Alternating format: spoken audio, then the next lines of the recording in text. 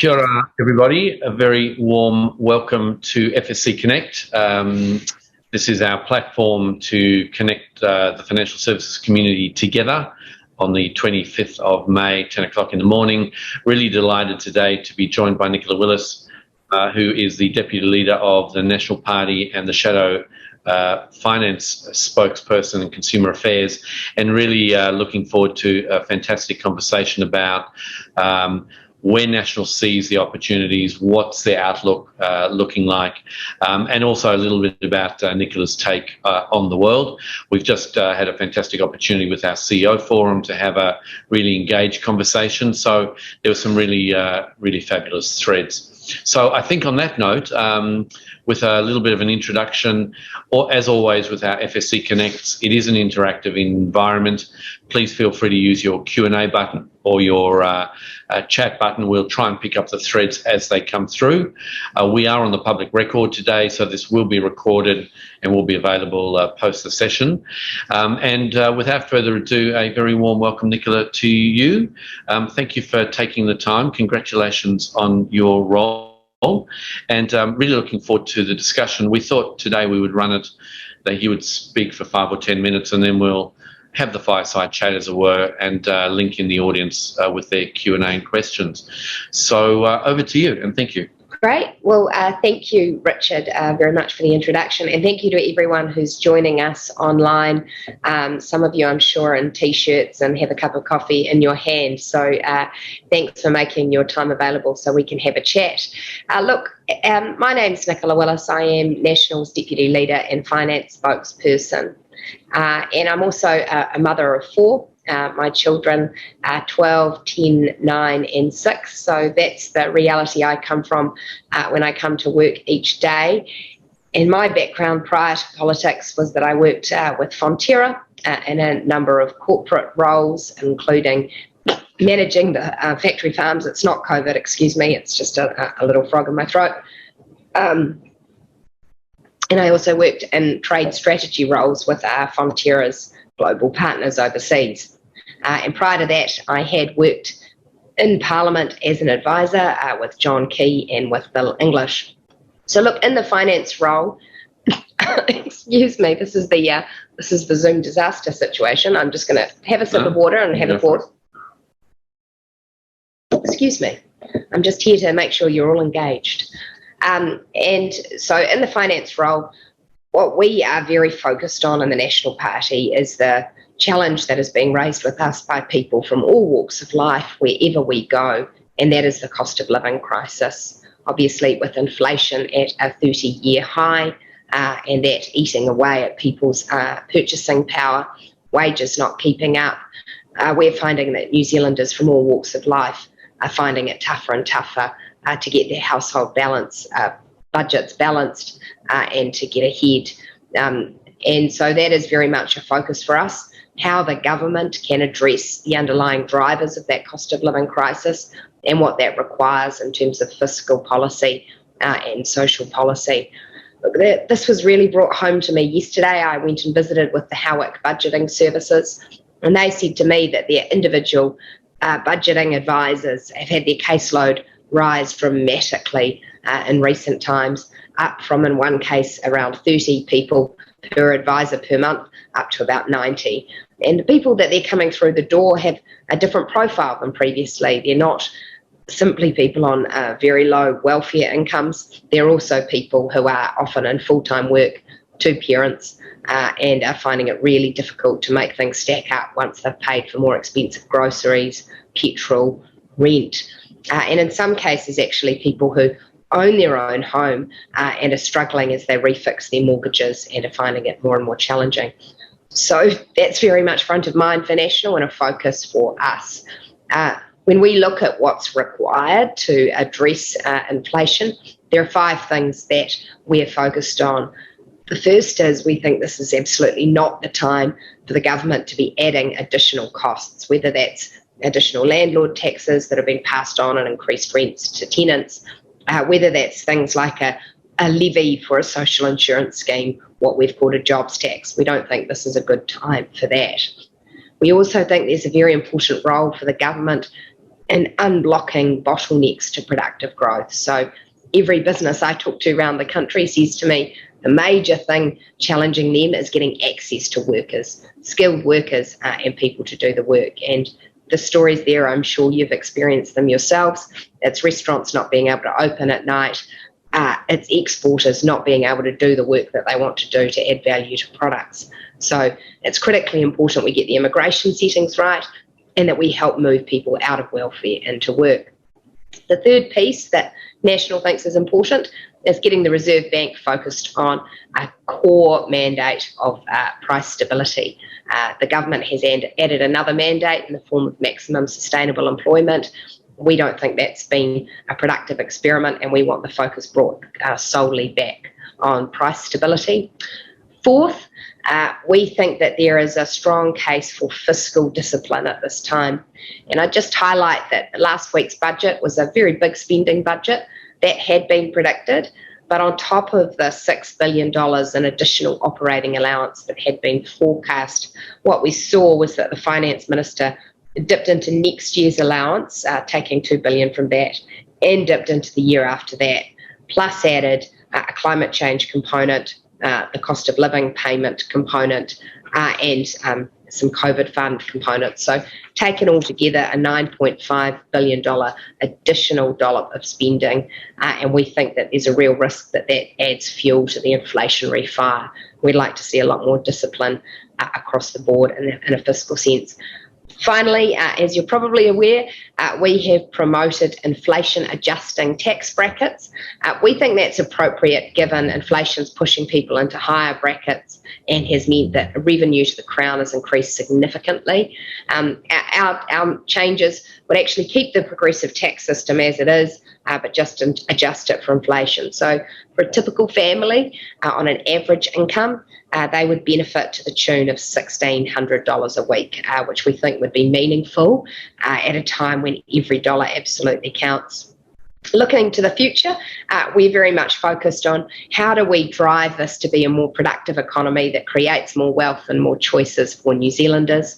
And we've identified 5 key foundations that we'll be developing policy and that we will be talking to New Zealanders about between now and the next election. We're very focused on education and skills. We're deeply concerned about the dropping levels of literacy and numeracy achievement in our schools and the large number of young people who are regularly truant from school. We're also very focused on getting investment in core infrastructure. We want to work alongside small and medium-sized businesses on capital investment, on technology, on innovation. We're very focused on improving the regulatory environment and reducing the red tape that gets in the way of innovation. And I'm sure that some of the people on this call are experiencing that tsunami of regulation, which so often gets in the way of you innovating to provide better products for your customers, of coming up with the next thing, because instead your time, effort, energy, people are tied up in responding to regulation. So we want to get that business environment right. And finally, we want New Zealand to be an outward-looking place, focused on building global connections. So that's both in a trading sense, but also in terms of people and in terms of access to capital. So we're doing a lot of thinking in that space. So look, I'm delighted to be National's finance spokesperson. I'm conscious that the people on this call are involved in some really important sectors. We see the Kiwisaver and the role it plays in providing financial stability and security for New Zealanders in retirement as really crucial. And we also see the development of Kiwisaver funds and the potential they have as a capital source for the New Zealand economy is really significant. So very keen to engage with you, to hear your questions and to hear your feedback about how we can make sure that the policy environment supports you and your work. Equally, very aware that the insurance industry plays such an important role in giving so many New Zealanders financial resilience and the ability to cope with the ups and downs of life. And again, appreciate you have some real insights. So thank you for joining the call. I look forward to your questions on anything and everything. And as I say, as National's finance spokesperson, I'm really pleased to be working alongside Chris Luxon to put forward our ideas for making this a stronger, more prosperous economy. Thank you. Yeah, thank you, Nicola. That's great. Questions are already starting to come through. Nicola, I thought it might be worthwhile starting with this resilience question, and the Howard example is, is sobering. Is this happening up and down the country? Are you hearing from budget counsellors, people in the street that you're talking to, that it's really that interest rates and inflation are really starting to bite? Yeah, it really is. And we know that both in terms of a factual basis, which is that we know that wages over the past year haven't kept up with the inflation level. So that's meant that for a lot of people, their purchasing power has declined. Getting the household budget to add up has got a lot harder. But the stories we hear in our electorates and in our communities are increasingly from people who we've termed the squeezed middle. And that is, they're people who are working, they haven't previously had to have government support or entitlements in order to get through, but they're finding increasingly that with the pressure of increasing costs, that they can't make things add up and are having to make some really difficult choices in their households. Now, I'm sure some of the people on this call are seeing that. You know, there may be people opting out of Kiwisaver or opting out of their insurance payments because when you're faced with having to feed the kids and make sure that you can pay for the basics, sometimes those things can look like real discretionary things. So we're seeing that stress out there. It is very concerning, and it's why we are so focused on how can government policy help put a lid back on inflation and ensure people can get ahead once more. Do you think we're in the eye of the storm right now, or do you think it's going to get worse before it gets better? Well, the bit that I think is going to get worse and I'm really concerned about is that we are going to see interest rates cranking up. Economists are widely predicting that today the Reserve Bank Governor will add another 50 basis points on, and that tightening for mortgage holders is something really concerning. When I spoke to that budget service, they are seeing people with mortgages coming through the door, and these are people who have based their household budget on mortgage payments at a certain level. And now as they refix, they're going to be seeing thousands more dollars go out the door to service those loans. And they're having to make some real adjustments to accommodate that. So I think we're going to see an increasingly squeezed mortgage belt of New Zealanders, and I'm concerned about that. I think the other thing that the budget showed, which is part of the reality that we face, is that inflation isn't set, according to Treasury forecasts, to come back under 3% until 2025. So we're looking at really elevated levels of inflation this year, next year, and the year after. So the cost of living pressures, unfortunately, on current forecasts, are here to stay. Yeah. Just picking up that resilience point then around, how well placed are New Zealand families and businesses to kind of cope, that notion of a rainy day, I've got some dollars set aside. What's your take on that? Our data, which we shared a little earlier, we've tracked the Financial Resilience Index. People are worrying about money daily, weekly and monthly. Those numbers have been pretty high, but also pretty static for quite some time. What's your sense on that? Look, I think it's a really varied picture, and obviously it depends on people's stage of life, the savings they have, the risks that they have. But I think another component that I've seen layered on top recently, particularly for small businesses and for independent contractors, as people have come through COVID and what has been a really tough couple of years, and often that's worn away at resilience, that people have dealt with a level of mental stress and pressure that they're still carrying with them. And when I talk to employers, that they often say to me, look, we've got a workforce that's been under strain for a long time, and they're filled up to here. There's only so much more they can take. And when you put that financial pressure on top, I think we are going to see in a lot of workplaces people who are stressed, whose productivity is impacted. And I think there's going to be a job for employers and small businesses to do to really carry people with them over this next little while. So I do worry about that resilience question. Yeah, it's interesting you say that, because part of our research really picks up the link between kind of money worries and well-being worries. They completely linked. Our research was clear. It's really not about the money. It's really about the people and their goals, their aspirations, what they're trying to achieve, and the money worries play through that, so through that prism. It's definitely one to watch, and I think you're right. the role the sector has. There are a number of financial advisors on the line. They're seeing this very much at the front line. I wonder whether you had kind of any guidance for them in terms of what you think National will do to try and help alleviate some of those issues. Yeah, well, look, I think that National's approach is that we're very squarely focused on the role that government can play in assisting the Reserve Bank to put that lid back on inflation. We want to see those cost of living pressures brought back as much as possible. And then in addition to that, we are, as I've said, really our view is this is not the time to be adding additional costs in the economy. So, for example, we don't think this is the time to be adding another employment tax in the form of a jobs tax for a social insurance levy. We'd like to see pressure taken off rents and landlords by reversing some of the landlord taxes that have been introduced. We don't think this is a sensible time to be introducing a really massive shift in employer-employee relations in the form of what's been termed the Fair Pay Act. Because we think that is a really significant change that could potentially actually fray away at those relationships and workplaces. So we don't want to do that.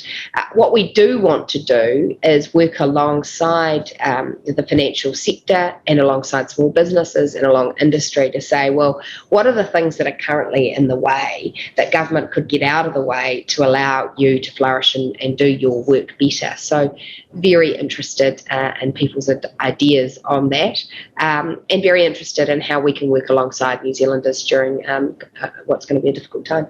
Yeah. Folks, great questions coming through, and we will pick up and run with them. Perhaps just before we head there, Nicola, just that question around the New Zealand income insurance scheme, which for those advisors who advise, or for those listening in the life and the health insurance sectors,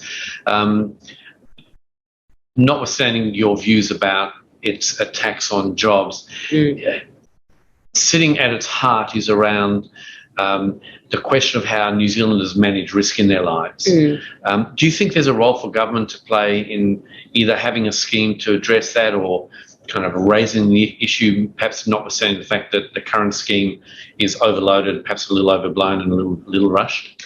Look, it's not something that we think should be a priority, and there's a couple of reasons for that. One is simply the reality of our labour market right now, which is that we actually want to see people being able to move out of redundancy or out of a loss of job and back into a new job as quickly as possible. It seems like it's actually the wrong time to be saying, well, here's a way to allow you to sit it out for a few more months while you get the next job. Because, as I say, every employer I talk to is crying out for staff with the skills and experience needed for their business. And we actually want to have a job market that is as frictionless as possible, where people are able to move quickly from one role into the next. So we think the potential for a scheme like this is that it gums up the system. We're also really conscious that there are products available to people in the private market already that they can choose should they want that extra layer of insurance or that extra layer of protection. So it's not clear to us why the government providing a product in an area it doesn't have expertise or experience in really particularly makes sense. The question of how we support people when they lose employment is always a live one, and we do want to make sure that the welfare safety net is effective. And the way I sort of communicate that is we want to make sure it's, rather than a net that you get trapped in, it's a trampoline that looks after you when you need to be looked after, but then bounces you back into work, because at a philosophical level, we do think that there are a lot of benefits for people being back in work with the dignity and sense of purpose that can bring. Yeah, interesting. Thank you for that. I might just pick up that segue into the employment sector and jobs. So interest rates are rising, inflation is rising, and we're almost at the lowest level of unemployment. And there's great mobility, and the world is opening up, and so on. I mean, how do you think about that in terms of retaining staff and retaining Kiwis to stay in New Zealand, given some of the wage issues, but also encouraging people to come to New Zealand for all the benefits, not only the working opportunities? Well, we can't be complacent. We are in a global war for talent. and that's our starting position. So we have to retain the people we already have here, and that's why things like the cost of living, the way the tax system works, the opportunity for people to get promotions and get ahead is critical, and we have to see that a lot of our young people have options. And I'm sure that some of the people on this call will be experiencing that. You'll have colleagues, staff who are looking over the ditch at Australia and going, well, is that a good option for me? Is that a better option? So we have to do everything we can to retain talent here. Equally, we need to be an attractive place for talent to come. And we really worry that the chopping and changing with the immigration settings over the last little while has sent a message to skilled people around the world that New Zealand's a difficult place to come. And we see that, for example, with the release of the A and B list for skilled workers coming to New Zealand, which the government announced a couple of weeks ago. For some reason, nurses, who are in critical shortage in New Zealand, by some estimates we're 4,000 nurses short, have been put on a separate list, which would mean they need to work here for 2 years before they're able to become permanent residents, which in many ways sends a big red stop sign to a number of people and really puts us at odds with Australia, for example, where nurses are being welcomed straight into permanent residency. So our view is we need to look at the labour market as a competitive market. It's a globally competitive market. We have to do everything we can to make New Zealand attractive. And ultimately, my advice to young people is always, this is the best country on the planet. This is a great place to live your life, to raise a family, to have great choices. But we can't be complacent about that. Government policy matters. Yeah. Thank you. I'm going to go to a question from Jeff, which, just picking up your point on the Reserve Bank, will National look to review the Reserve Bank Act? Well, look, obviously there have been a number of changes to the Reserve Bank Act in recent times, and it's a little unfortunate that some of the recent reforms to create the board structure and to change some of those things weren't passed with consensus in the Parliament. National continued to have concerns, and we were concerned that there wasn't a better cross-partisan engagement on those reforms. So we are watching how those bed in very carefully. Obviously, having a good prudential and financial stability framework in New Zealand is critically important, and we want to see that it's working well.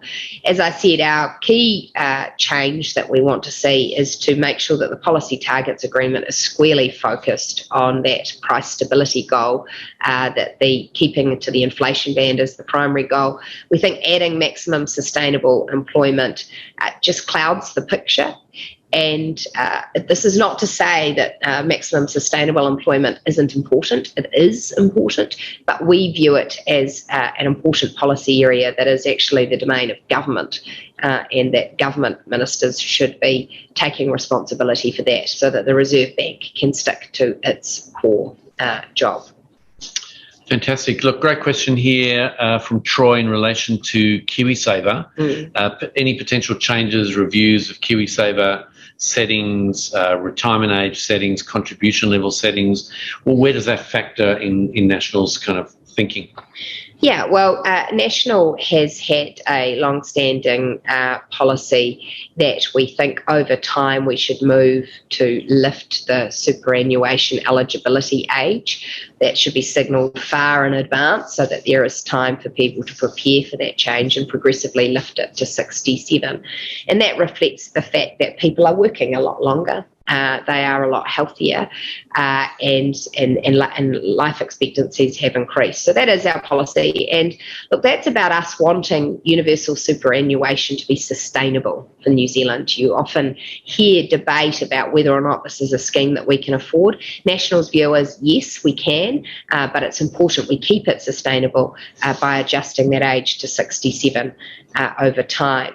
In terms of Kiwisaver, we see Kiwisaver as a really positive policy, and we're pleased to see that so many New Zealanders have volunteered to be part of it. we do think it's an area where making sure that it's working as well as possible is important. And so I've said to the Financial Services Council today, and I'd say to everyone on this call, that if you have particular views about how you think the scheme could operate better, how we can better include New Zealanders in it and ensure it's functioning to best purpose, then we are open to those ideas as we develop our policy platform and put forward ideas in our manifesto next year. So we welcome those thoughts. Fantastic.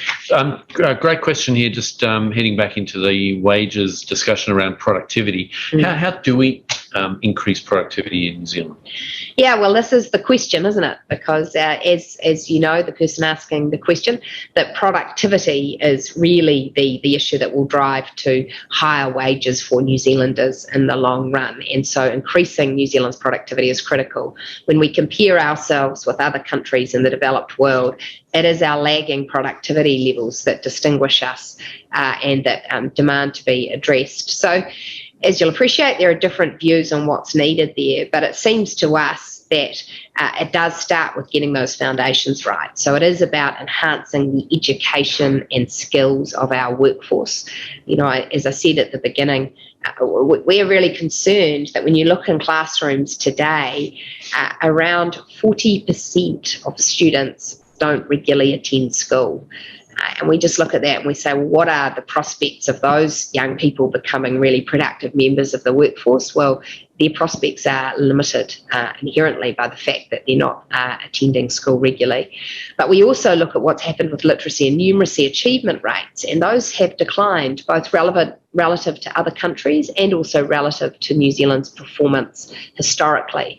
And again, we see that as a productivity ticking time bomb, and that if we don't lift those levels, then we can't expect those young people to become productive members of the future workforce. It's also about obviously ensuring we have good infrastructure in our economy. I think of the ultra-fast broadband network that National had the foresight to invest in, and how lacking in productivity we would have been over the last 2 years if we hadn't had that ultra-fast broadband available for all our Zoom sessions. So, infrastructure is critically important. If we can reduce the time that people are spending travelling to and fro and around the city, and that freight is spending getting places, we can increase our productivity. We want to work with small and medium-sized businesses on their productivity challenges. There's good evidence that where we enhance the ability of firms to invest in capital infrastructure and their own firms to invest in technology and new software products, that they can enhance their productivity considerably. There are some sort of quick wins and easy gains to be got there. There's no doubt that if we get the regulatory environment wrong and it's too heavy, that can get in the way of productivity. And there's also good evidence to suggest that if we open those global connections and are having good capital flows, that can help productivity. So it all goes back to those foundations of growth and those key levers. And that's absolutely our focus. And if you want to read more about our ideas there, Chris Luxon gave a great speech to the EMA a couple of weeks ago. It's on our website. Go and have a read. He talks about productivity a lot, and you can expect to hear from us a lot about it in the next 18 months. Thanks, Nicola. Just kind of picking up the theme that rolls off from that. We're still in the middle of a global pandemic. We've all fundamentally reframed how we work and where work happens and what role work plays in our life. Do you think that's now sustainably changed almost forever, that we will spend more time working at home, that we will travel less and so on and so forth? Look, I do think it will have changed work patterns forever. And I say that because I just look at the approach that young people in workplaces in particular have, where rather than it being something that you negotiate in or have a discussion about flexible working, it's now really an expectation for a lot of people in a lot of workplaces that they will have more choices about working from home and working flexibly. I think the challenge for all of us is that there is still so much value in being together in a workplace. I see that particularly for, the grad example comes to mind, which is where do you as a grad do that learning about how the document management system works, what the work culture really is? Well, often it's in the tea room. It's when you're going to make a cup of coffee and you bump into your senior colleague and you're able to ask those casual questions. So those bump meetings and bump conversations we have in workplaces, and I think have often taken for granted, seem particularly valuable as we've moved into a Zoom world. So I think that the challenging piece for all of us is how do we actually make that value obvious to people so that they want to be present in workplaces. And I think that'll be a challenge for managers and employers to be thinking about over the next little while. Obviously, there's also a lot of work, a lot of jobs where it's just not possible to have the flexibility of remote working. But I think there are still opportunities for people to think about how we can use that to empower people to take on different jobs and make better choices about how they balance their work and their life. Yeah, interesting, because, you know, I run into people and they just relish and love the fact that they can be in work attire from the waist up, and then as soon as they finish the meeting, you know, they can kind of be themselves or do whatever.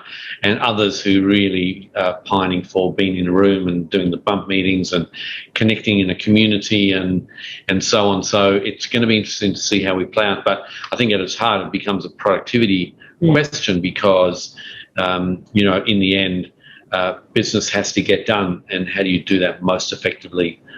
You know, and people are collectively our most valuable resource. So, kind of interesting one to watch. Yeah, absolutely. And I think it's another one where we have to appreciate that people's circumstances vary significantly. I was definitely one of those parents who was home during lockdown trying to do my work to the same level as I would previously, but with 4 kids who found it very difficult to understand that the sign on the door saying mum's working meant mum was working. So we had lots of visits and back and forth, and it was challenging, enjoyable, but challenging. Yeah, welcome to the world of work. Yeah. Hey, just a quick segue. A lot of comments and questions, both in this chat but also in our last discussion, just about regulation and regulatory change, and what's the right layer and level.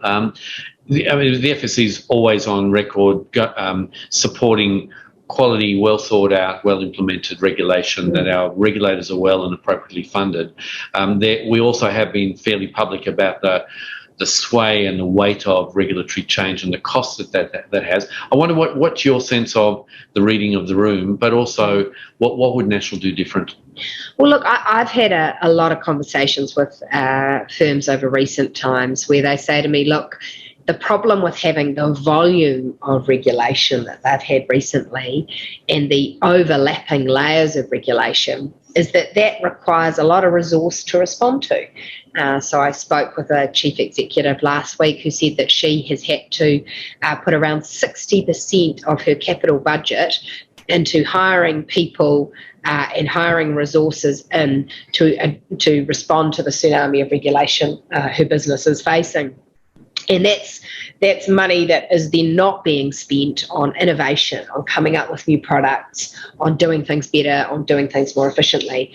So my kind of principled framework on this is that we have to always appreciate that regulation comes with a cost, and that cost is an opportunity cost for things that can't be done because people are responding to regulation.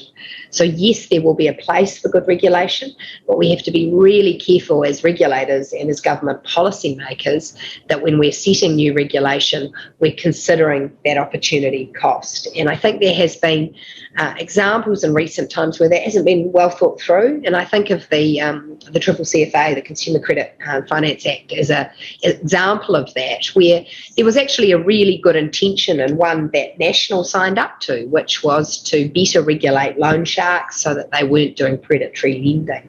And the legislative framework was put in place for that purpose. But what we then saw was that the regulations which were created were incredibly prescriptive, incredibly detailed and complex, and have required lenders to, do backflips and change the way that they do things in order to respond, and not in a way that I think ultimately leads to consumer benefit, because banks have been lending for decades and sometimes centuries, and have developed pretty good practices about how to identify risk and lend effectively. So has those extra layers of regulation actually created any extra value? And I think it's very doubtful that they have. I guess that segues nicely into our focus, which of course is good customer outcomes has to happen, and the architecture of good regulation and good policy is important. Just with that example you raised, like where did it go wrong? Where do you think the gap was? Well, look, I think that it was in the actual writing of the regulations where there was, it seems to me that the policy advisors who were doing the regulatory work, and I'm sure they were good and smart people, didn't work closely enough with those actually experienced in the sector. And at the heart of that, I think, is distrust. Distrust that those working in the banking sector could be trusted to give good advice. And I think we've got to break that down. I think the approach has to be that we can trust those working in the private sector and business, and we have to engage effectively when we're coming up with regulation and policy, because otherwise the risk is it's just so wrong. So in that case, we're now on a deep unwind. There's been a process to try and fix it up, and it would have been better, I think, to do that from the outset with people working together around the table to get that regulation right. Yeah, I think as we mentioned in our CEO roundtable, the sector spends a lot of time and energy kind of bringing the best of breed ideas. We're in every consultation that's relevant. So, the offer is completely there from the sector to nationals to be constructive where we can, to provide guidance and advice where we can, because I think in the end, the regulatory settings and the policy settings have to be right, and they can really benefit New Zealand and New Zealanders, and I guess that's part of our focus. Yeah. That's great, and that's the way that we want to work, is alongside industries and sectors, not against. Fantastic. Lots of more questions coming through. I'm just going to segue briefly. Just more a comment for comment. Increasing costs to New Zealanders can often lead to increasing costs of regulation can often be passed back to consumers, so prices go up. One obviously to watch, particularly in relation to the inflation conversation we had. I might, Nicola, just segue briefly, if we can, at 10:37 into, the opportunities for growth. We were talking a little earlier about fintech and the opportunities in the tech sector to not only help New Zealand be a centre of excellence, but also it's a productivity discussion. We've seen some really innovative businesses establish and really fly through COVID. What's your sense of how the tech sector, and in particular the fintech sector, can really augment what the financial services sector can do? Yeah, well, I'm really excited about the future of fintech. I'm a Wellington-based member of Parliament, so I have the joy of seeing some of the businesses that have spun out of, in a sense, Xero and TradeMe. When I say spun out, I don't mean formally, but I mean talented people who've worked in those businesses, accumulated some great skills, and then thought, I could go and do something. Sharesies is a great example of that. It's a really exciting business, and it's great to see its growth story. And I think this is the kind of industry where New Zealand has the potential to excel.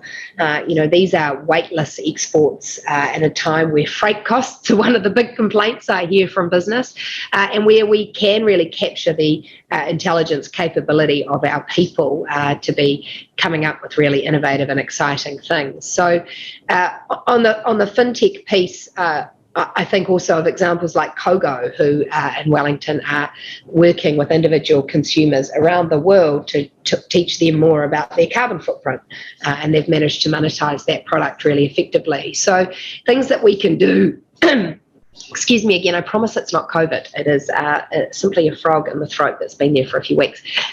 Things that we can do to break down the regulatory barriers that can stop that innovation happening is absolutely work that we should be doing at a government policy level, because to my mind, encouraging innovation, encouraging people to think about more flexible ways of providing products to consumers is one of the exciting places for the New Zealand economy to go. And just seems to me that Kiwis are good at that kind of number 8 wire, thinking up a new approach, thinking up a new app, a new way of doing things. And if we can get regulation out of the way to let that flourish, we should. Yeah. And speaking from experience, there are fantastically talented people with brilliant ideas that are bringing them to market, and the right incubation really helps, and fantastic opportunity for export too. Yeah, I'll just name another Wellington business that's doing a cool job. It's not fintech, but it's an example of that kind of spin-off tech, which is Story Park. And they provide a wonderful app for parents and teachers to use to communicate about their children and early childhood education or in education. And I just see that these sorts of businesses popping up all of the time in Wellington. They've started in a different sector and then they've grown out of that. So massive potential. Fantastic. Hey, there was a question just completely changing scene into climate change, climate reporting, and in particular, two questions. One is, what's your sense of what was announced through the budget with Minister Shaw and Minister Robertson? Yeah. And the other one, just National's view on taking heavy vehicles off roads and that kind of broader transport conversation. Yeah. So look, climate change, Chris and I have a really clear view, and National has a clear view, that New Zealand must meet its international climate change obligations. National signed up to the Zero Carbon Act. We supported the creation of the Climate Change Commission and its work. And that's partly for moral reasons. We're a conservative party. We believe in sustaining resources for the next generation, and we're really concerned about the impact global climate change will have on the world and on New Zealand.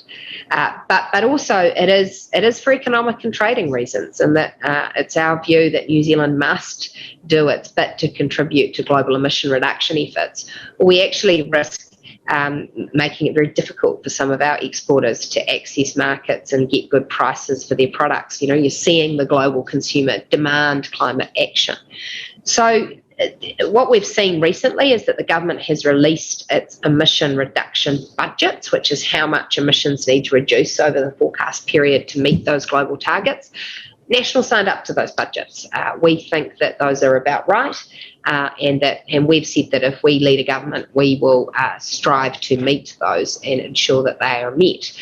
The debate then comes when you look at the emission reduction plan, which sets out the initiatives the government wants to take to meet the budgets. And we disagree about some of the means in that plan. We don't think it's the most efficient way to get emission reduction across the economy. For example, it includes $650 million of additional subsidies for industry that we don't think are necessary. We've got a price signal in the form of the emissions trading scheme. So we'll bring to the election a policy that has the emissions trading scheme at the heart of it, some complementary measures where we believe government investment can catalyse or improve emission reduction efforts, but we disagree with the many elements of the government's current plan. Beyond that, we see that private industry, private businesses have a big role to play in emission reduction efforts, and we should encourage and support those efforts. Yeah. Fantastic. Nicola, I'm going to just head to the conversation around financial capability for women. We were talking a little earlier today, the initiative the FSC has been working on for the last 3 months with the Retirement Commission is around helping women get better with money or their financial capability. Mm-hmm. Interestingly, the research says that most women are in charge of household budgets, so they're actually pretty good at money, but there's a confidence piece perhaps that sits around some of those things. Kind of interested in your take on that, but then perhaps a segue into there are different outcomes, particularly around Kiwisaver. Retirement adequacy is a big conversation we were talking about. So, yeah, just interested in either your insights on both those topics. Yeah, well, look, my experience talking to lots and lots of New Zealanders all over the country is that women, in many cases, are the major financial decision makers in their families. And certainly in recent times, it's women often that raise proactively with me concerns about the cost of living. And I think that is often because they are the ones who are looking at the household budget each week, each month, and are seeing how much harder it is to add up. So I see women as absolutely key economic influencers and decision makers in New Zealand. So then when we look at questions of, for example, Kiwisaver savings and the noted disparity between the level of savings that women and men have there, I think there are a couple of questions. One, how can we equip women to be able to put those financial needs first? But But two, are there things that we need to consider in terms of women's time off work when they're providing parental support at home, for example, where we can think about how we can support them to continue to make retirement savings. So those are policy questions that National is considering. And look, I'd agree with that old saying, which is that people say in a household sometimes, look, in our household, she makes the small financial decisions and he makes the big ones. And by the way, they're all small decisions. So I think there's a piece here which is, as you say, just about empowering women to see and understand that their understanding of financial matters is strong. They are capable, and like all of us, we're capable of doing it better too. Which is great, and that's exactly what the heart of the campaign is really about, trying to drive to. Just the obvious segue there is, it kind of starts with kids, doesn't it? What's your sense of how do we take round the kitchen table conversation that we all have with kids about pocket money and I want this and I want that and I need to upgrade my phone and blah, blah, blah, through to the, actually you got to work to create an income and then you get to choose what you do with it, and then helping kids to think about, I got short-term money, I got savings money, and I got long-term savings money. How do we try and address that issue at a kind of national level, do you think? Yeah, well, it's these are the conversations we're having at my house. It's really interesting watching the kids take their different approaches. The child who wants to spend all the money at the dairy each week versus the one who hoards her cash incredibly carefully because she's saving towards the fact that she really wants to have her own Chromebook. And then the sort of the bits in between with the boy who wants to save for the Lego. And those opportunities for those financial conversations are really important. I think there's a couple of bits from a government policy perspective. One is numeracy. Actually, it's a pretty simple place to start, but it is a worry that we've got declining levels of numeracy in our schools, numeracy achievement. So we do need to address that because that's the fundamental building block for financial literacy and financial understanding. And then the second bit, I think, is how can we work with schools to ensure that they're able to equip their students with good financial literacy. And I've been really pleased to see the number of private businesses who've of their own volition gone and created products and financial services to help kids on that journey. Because I think we have to recognise that there are lots of homes where those skills are taught at home, but equally there are some homes where they're not. And sometimes that's because intergenerationally those skills haven't been there. So there is a role, I think, for the sector to be supporting those efforts and a role for the government to be connecting that with what's happening in schools so that kids have that platform, because a lot of mystery can be made about it, but actually if people understand good budgeting, they understand the power of saving, they understand the power of investment, then we can give them a lot more freedom and choices in their later life. Interesting you say that. We ran last year and will again this year a competition called Why Does Money Matter, which is an initiative about kids in schools. We had a raft of entries. One of the standout entries was a school down in Southland, and these kids kind of use the analogy between setting up a compost and farm and kitchen garden and then taking the produce and selling it with investment. And it was just an amazingly sophisticated approach, but done through the eyes of 9, 10, 11, 12-year-olds. And so I think the how we bring that to life with kids at all ages and stages is important, particularly because, money as a thing you have in your wallet, is becoming digitized. So it's quite likely our kids actually won't have the $50 or the $10 or the $5 note. They'll have a number on their app, and that's their world. So yeah, interesting challenges ahead. Yeah, I mean, if you want to teach your kids some financial literacy and some business skills, I recommend the lemonade stand. This year, our kids learned that your input costs into your business really matter in terms of your final profitability margin, and they decided to swap out the lemons for oranges. Cheaper? They worked out that was a lot more profitable. So it's orange juice, not lemonade. Yeah, it was this summer anyway. Happy days. Hey, a couple of last things to focus on. I just wanted to take the discussion into healthcare, health insurance. There's obviously massive spending through the budget, massive change coming into the healthcare system. And we were talking earlier about health insurance as an option for some Kiwis. What's your sense? What's national sense of the change that's coming, but also the way in which Kiwis can really leverage and access care that they need when they need? Yeah, well, look, we are concerned about the health restructure that's underway, and that concern is twofold.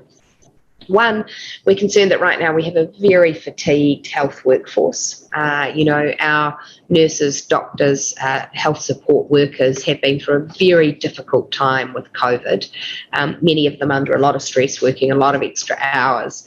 And what the health restructure threatens to do is just put another layer of pressure on top of that, with change happening at an administrative and organisational level. So we're concerned about that and the ability of the health workforce to be resilient to that. The second bit is, look, with any restructure, and anyone who's worked in a business who's had one will know, the question is how much is lost in the churn and the exhaustion and the cost of actually changing, and how much is gained out the other side, and do those weigh up? And our focus in health is absolutely on outcomes.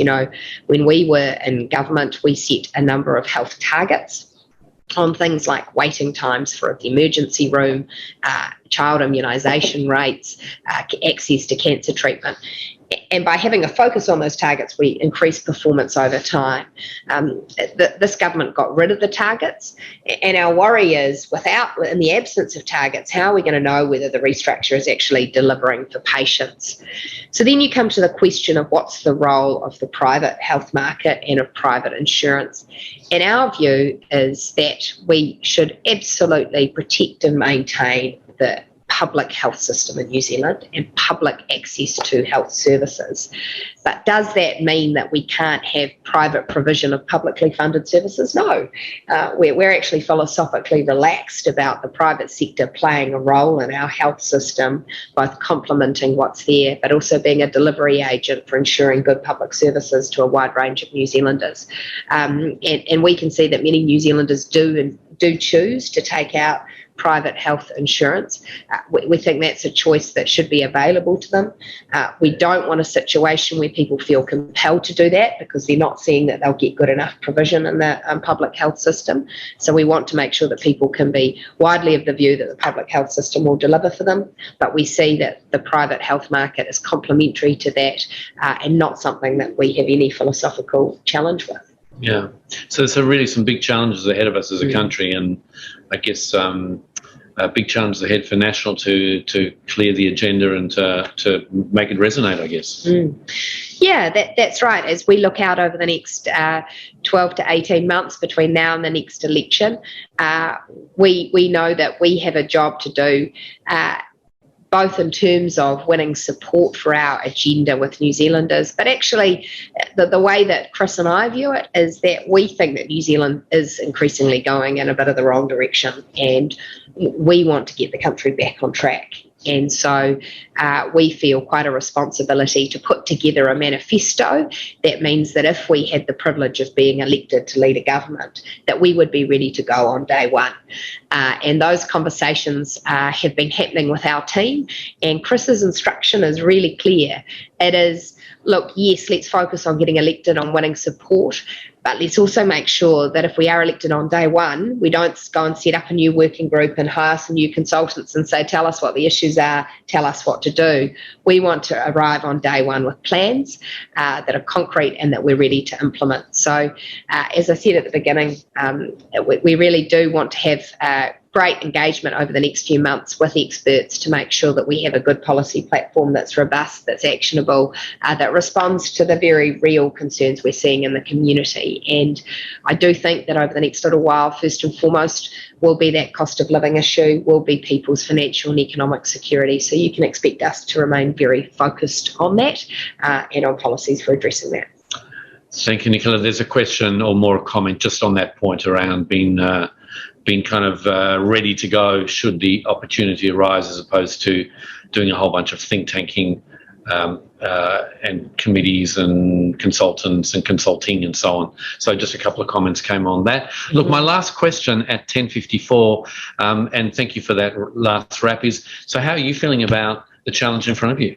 Yeah, look, I'm really excited to have this role. It really is a privilege of a role, because I wake up each morning with the opportunity to communicate ideas to the public, to meet really smart people from a range of sectors, and to come up with solutions to New Zealand's problems. So that is really exciting. I've enjoyed the way that people are so open to engaging with me, to teaching me, to sharing their experience with me, and I love that.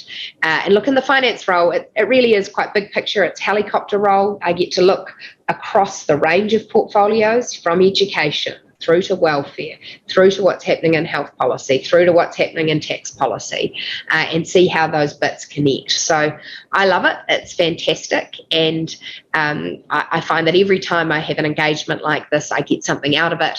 I feel I'm getting better every day. And if any of you have had a reflection after hearing me today about something, she should be thinking about this, or I'd like her to be doing this, don't hesitate to drop me a line. I love that. It's fantastic. And I look forward to engaging with you over the coming weeks and months. No matter what your politics are, I'm sure we share a determination to make New Zealand a better place, and both as the opposition finance spokesperson and hopefully one day as a finance minister. That's what I intend to do. So thank you for the opportunity. Fantastic. Kia ora, Nicola, on behalf of all of us in the room, and that's the broader sense of the room, a big thank you for being so open, taking the time and kind of sharing your breadth of expertise. We wish you and National well as you frame up your agenda and communicate it widely. Please know that the sector serves New Zealanders. Millions of New Zealanders tap into our Kiwisaver and investment, our life insurance, our health insurance, financial advisory capability. We are very close to the coalface in terms of what's going on, and we stand ready to support all political parties and regulators to get good policy and good outcomes for all New Zealanders. And so on behalf of all of us, a huge big thank you. Thank you, and thanks to all of you for the work that you do and the contribution that you make. Thanks. Brilliant, folks. Just in closing, hope you found that valuable. Will be available up on FSC Connect to share widely. I think there were lots of gems in that conversation that I think we can all reflect on. We have coming up next week, Deputy Governor of the Reserve Bank, Christian Hawkesby, joins us for a similar conversation about outlook. The May economic statement just came out. So some of the Reserve Bank perspective on some of the discussion that we've had today is going to be really valuable. We also have Nick Tuffley coming up. Two big events just to be aware of, three actually. For those in the financial advice space, we have our Future Ready Advice Summit in Queenstown. That is about the summit, but it was also about supporting Queenstown. So we're taking the show on the road in that regard. We have our It Starts With Action Summit. You're going to hear more about that. That's going to be at the end of July. And of course, we've launched our national flagship conference in September at the Cordis. What's really nice to do, notwithstanding the fact that we're on Zoom today, is to get back in rooms together. It's increasingly happening, which is fab. And obviously doing that safely and wisely is important. So I totally commend, if you've got the time to come and join us, we would love to see you. And that, on that note, at 10:58, kia ora, have a wonderful afternoon, wonderful rest of the week, and we will see you back on FSC Connect. And finally, Nicola, thank you to you for taking the time all morning to be with us. Thank you. My pleasure. Thanks, folks.